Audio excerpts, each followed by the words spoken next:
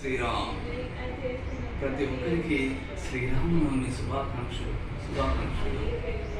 ఆ శ్రీరాముని దయ వలన ఈ ప్రపంచము, ఈ దేశము, మన గ్రామాలు, పల్లెలన్నీ బాగుండాలని కోరుకుంటున్నాను.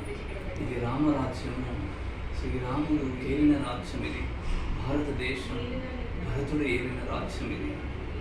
శ్రీరాఘవం దశరథాత్మజమప్రమేయం సీతాపతిం రఘుకులామయరత్నదీపం ఆజానుబాహుం అరవిందగణాయతాక్షం రామం నిశాచర వినాశకరం నమామి.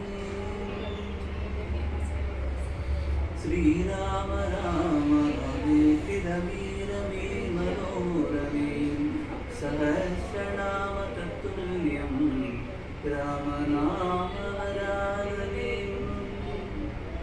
రామాయణం ఏం తెలియజేస్తుందంటే, అధర్మంపై ధర్మం గెలిచిన దానికి తార్కాణం ఏంటంటే రామాయణమే. ప్రజా అభీష్టం ప్రకారము ప్రజా పాలన జరిగింది. అది త్రేతాయుగం అనేది తార్కాణంగా చెప్పుకోవచ్చు. ఇంకొకటి భక్తికి ప్రతిరూపం ఎవరంటే ఆ హనుమాన్.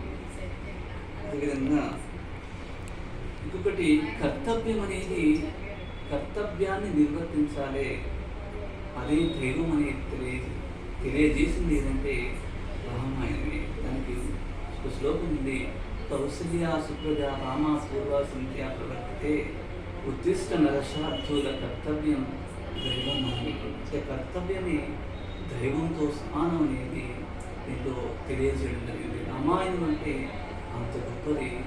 ఇతిహాసాలలో ప్రాధాన్యం సంతరించుకుంది ఏదంటే రామాయణమే. ధన్యవాదాలు. Thank you.